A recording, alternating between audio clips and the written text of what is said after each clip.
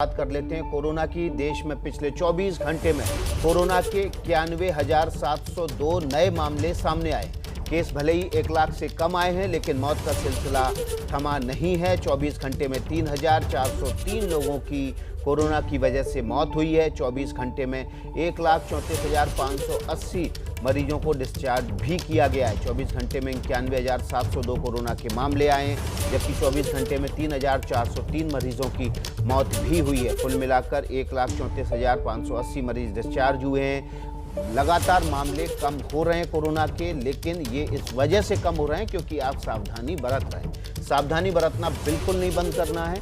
हाथ धोते रहना है, मुंह पर मास्क का इस्तेमाल करना है, सार्वजनिक जगहों पर जाने से बचना है, जाना पड़े तो सामाजिक दूरी का बहुत ख्याल रखना है। देश में कोरोना के आंकड़े पिछले 24 घंटे में ज़रूर 1 लाख के कम आए हैं। 91,702 हैं। ठीक हुए मरीजों की तादाद भी लगातार बढ़ रही है। 1,34,580 मरीज ठीक भी हुए हैं। हालांकि जो मौत का आंकड़ा है वो लगातार अभी भी रुक नहीं रहा है। मौत जो है 3,403 हुई है आज, जबकि कल 6,148 हुई हैं। कल जो मौत का आंकड़ा अचानक बढ़ा था, उसकी वजह बिहार के मौत के आंकड़ों में करेक्शन था।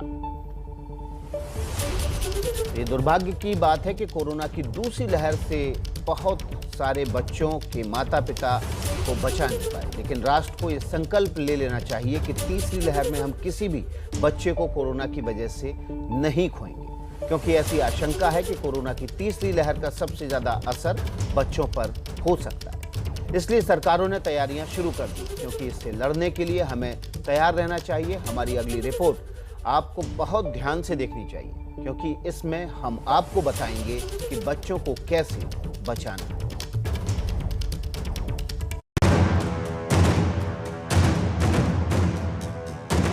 लगातार ये चेतावनी दी जा रही है कि कोरोना की तीसरी लहर बच्चों के लिए सबसे ज्यादा खतरनाक होगी।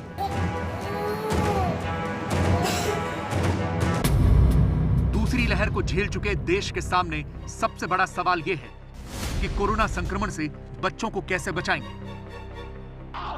यह सवाल इसलिए महत्वपूर्ण है क्योंकि देश ने दूसरी लहर में कोरोना का जो रूप देखा है, उससे बहुत ज्यादा डर लगता है। मर गया, ये देखिए कैसे मर रहा है।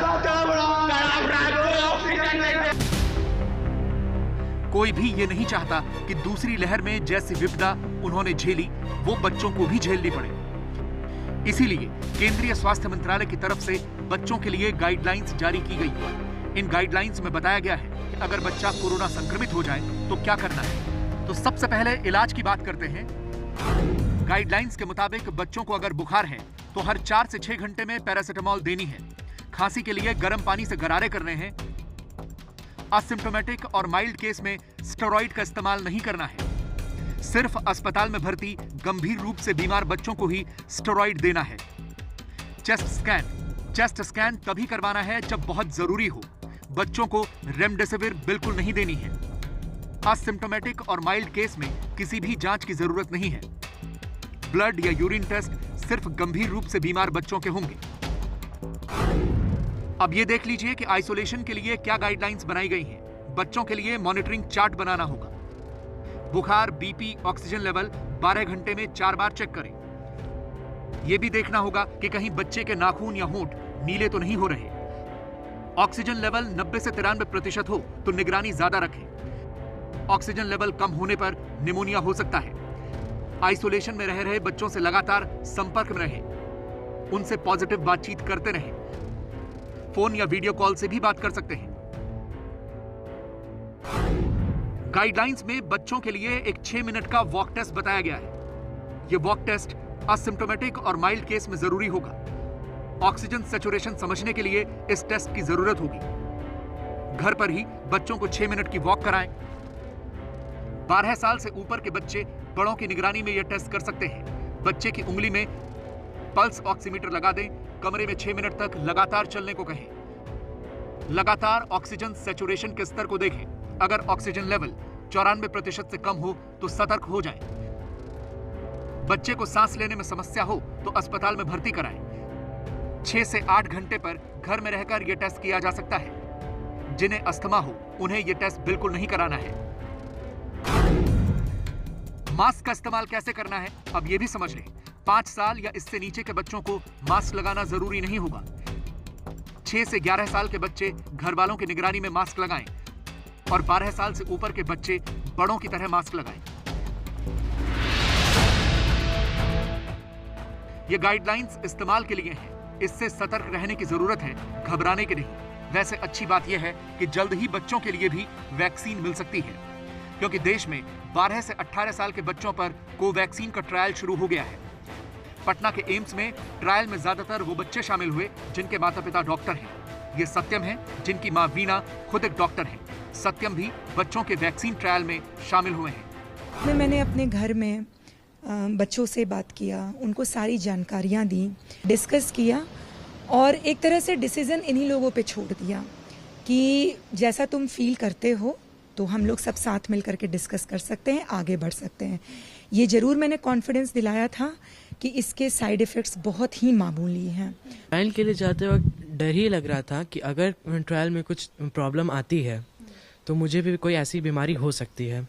पर फिर मैंने सोचा कि अगर इतने बड़े जगह पे ऐसा हो रहा है तो ठीक ही होगा, तो मैं आराम से गया, वैक्सीन लगवाई और आ गया।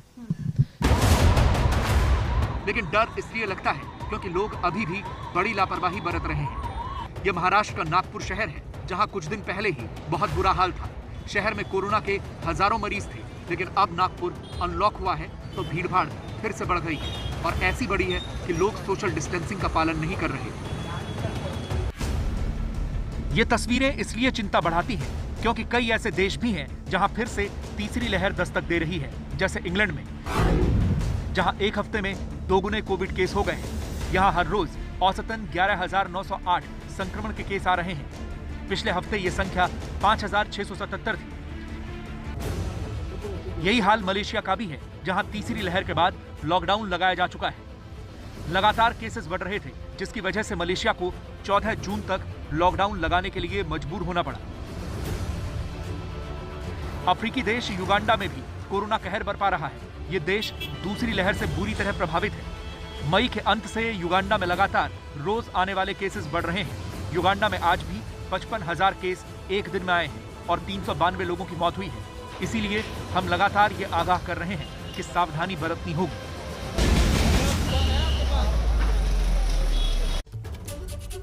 तो एक कड़वी सच्चाई यह है कि कोरोना की इस दूसरी लहर में 3,500 से ज्यादा बच्चे अनाथ हो गए। 25,000 से ज्यादा बच्चे ऐसे थे जिन्होंने माता पिता में से किसी एक को खोया है। इसलिए उनकी फिक्र करने की सबसे ज्यादा जरूरत है। ये सच है कि बहुत सी राज्य सरकारें और केंद्र सरकार ने भी बच्चों की मदद के लिए कई तरह की योजनाएं और कार्यक्रम बनाए हैं। लेकिन ये भी सच्चाई है कि सरकारों ने कोरोना से मरने वालों के आंकड़ों में हेराफेरी की है। इस हेराफेरी की वजह से अगर कोई एक भी बच्चा अपने हक से वंचित रह जाए तो क्या होगा? हमने इसी सवाल का जवाब खोजने की कोशिश की। रिपोर्ट देखिए। कहने को तो ये दोनों ही तस्वीरें एक दूसरे से बिल्कुल जुदा हैं। ना ही इनके संदर्भ एक हैं और ना ही कोई और लगाव जुड़ा। लेकिन कहते हैं ना, दर्द से दर्द का अपना ही रिश्ता होता है। एक तरफ चिता से उठती लपटें हैं और धुएं में लिपटा बचपन है, तो दूसरी ओर एक बहू की बेचारगी है और दम तोड़ता सिस्टम है।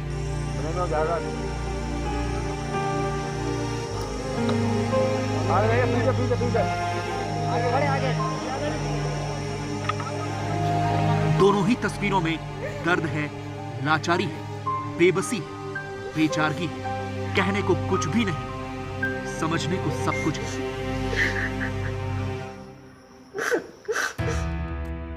ये निहारिका है, असम के नगांव की निहारिका।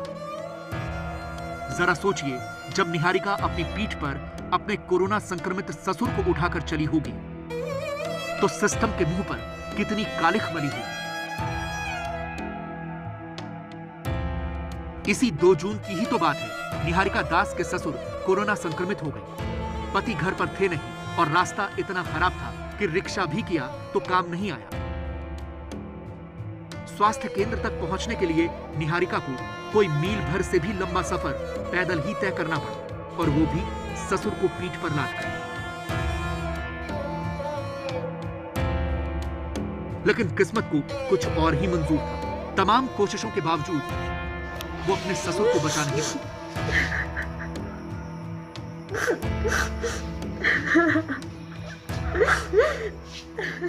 মনটো মই কেতিয়াও ভবা নাছিলোঁ মই তেনেকুৱাকৈ অকলশৰে ঘূৰি আহিম বুলি, কিন্তু ভগৱানে হয়তো মোক চকু মেলি নাচালে, য'ত নেকি মই অকলশৰে উভতি আহিবলগীয়া হ'ল। মই কালি পৰ্যন্ত মাক কৈ আছিলোঁ যে মা মই যদি ঘূৰি নাহিলোঁ হয়, মায়ে মোক কৈছিল তেনেকুৱা কথা নকবি আৰু মোৰ সহ্য নহয় এইবোৰ। মই কেতিয়াও ভবা নাছিলোঁ যে মই অকলে ঘূৰি আহিম বুলি। মই দেউতাক লগত লৈ যাম।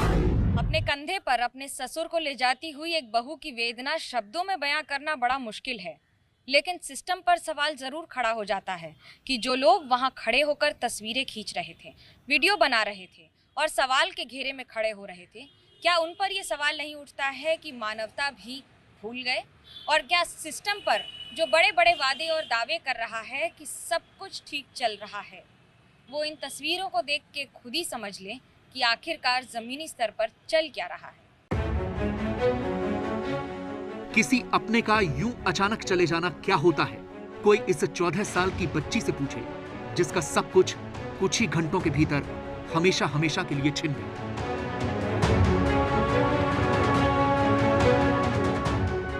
फिरोजाबाद के गांव फतेहपुर सिकेरिया के रहने वाले राजेश्वर सिंह काफी वक्त से कैंसर का इलाज करा रहे थे, लेकिन 9 जून को उनकी मौत हो गई।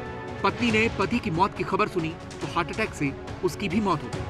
5 बेटियां हैं, लेकिन घर में कोई बेटा नहीं, इसलिए 14 साल की इस बच्ची ने अपने माता पिता दोनों को मुखाग्नि। अब सवाल यह है कि अब 14 साल की इस बच्ची और उसके परिवार के बाकी लोगों की देखभाल कौन करेगा? राजेश्वर सिंह की मौत की वजह चाहे जो भी हो, लेकिन कोरोना के इस त्रासदी में ऐसे कई बच्चे हैं जिनके सिर से उनके माता पिता का साया उठ गया, जिनके माता पिता के अचानक चले जाने के बाद उनकी जिंदगी का सूनापन उनकी आंखों में नजर आता है। यूपी के शामली में चलिए, यहां के लिसाड़ गांव में 40 साल के लोकेंद्र मलिक का परिवार हंसी खुशी चल रहा था, लेकिन पिछले साल कोरोना की वजह से लोकेंद्र की मौत हो गई। पत्नी सविता पर 3 बच्चों की जिम्मेदारी आ गई, लेकिन इस साल कोरोना की दूसरी लहर में सविता भी चल बसी। अब घर में 3 छोटे छोटे मासूम बच्चे हैं। 13 साल का बड़ा बेटा हिमांशु, 11 साल की प्राची और 10 साल का प्रियांशु। अब इन तीनों बच्चों की परवरिश कौन करेगा, किसी को समझ में नहीं आ रहा। हालांकि हाल ही में जिले के डीएम और कमिश्नर ने बच्चों से मिलकर उन्हें हर संभव मदद का भरोसा दिया है। ये मेरा नंबर है, कभी कोई मुसीबत हो तो हमसे बता। डीएम साहिबा का भी उस पे दिया है और कहा है कि बच्चों की पढ़ाई से लेकर हर जरूरी मदद सरकार की तरफ से दी जाए। बच्चों की जब तक मेजर बने तब तक एक सरकारी अधिकारियों की टीम बनाकर उनकी देखरेख में इन बच्चों को पढ़ाना और इनका रहन सहन देखना, सुरक्षा देखना कि डीएम साहिबा व्यवस्थीकृत व्यवस्था एक बनाई है। एनसीपीसीआर ने सुप्रीम कोर्ट में एक हलफनामा दाखिल किया था, जिसमें यह कहा गया था कि दिल्ली और पश्चिम बंगाल में कोरोना के चलते बच्चे अनाथ हुए हैं। उन्हें लेकर दोनों राज्य सरकारों का रवैया बेहद असंवेदनशील है। इन दोनों राज्यों ने अपने यहाँ अनाथ हुए बच्चों की जानकारी नहीं दी है। दोनों राज्यों के अधिकारियों से, यहाँ के सर्वोच्च पदों पर आसीन नेताओं से यही विनती है कि ऐसे बच्चों के साथ न्याय करने के लिए कृपया इनकी जानकारी एकत्रित करें और पोर्टल पर दर्ज करने का काम शीघ्र शुरू करें। अब एनसीपीसीआर ने सुप्रीम कोर्ट से अपील की है कि राज्यों और केंद्र शासित प्रदेशों को निर्देश दिया जाए कि वो ऐसे बच्चों का डेटा तुरंत अपडेट करें। अब इसे लेकर बीजेपी के निशाने पर केजरीवाल भी हैं और ममता बनर्जी भी। एक के तो नाम में ममता है और ममता नाम में होते हुए वो ममता विहीन दिख रही हैं। दिल्ली सरकार और पश्चिम बंगाल की सरकार ने वो डाटा इकट्ठा नहीं किया है और यहाँ तक कि जो एनसीपीसीआर की वेबसाइट है उस पे अपलोड भी नहीं किया है। सवाल यह है कि ऐसे वक्त में जब कोरोना से अनाथ हुए बच्चों को लेकर हर कोई फिक्रमंद है, आखिर ऐसी क्या मजबूरी है कि कई राज्य सरकारें उनका डेटा भी वक्त पर अपडेट नहीं कर पा रही।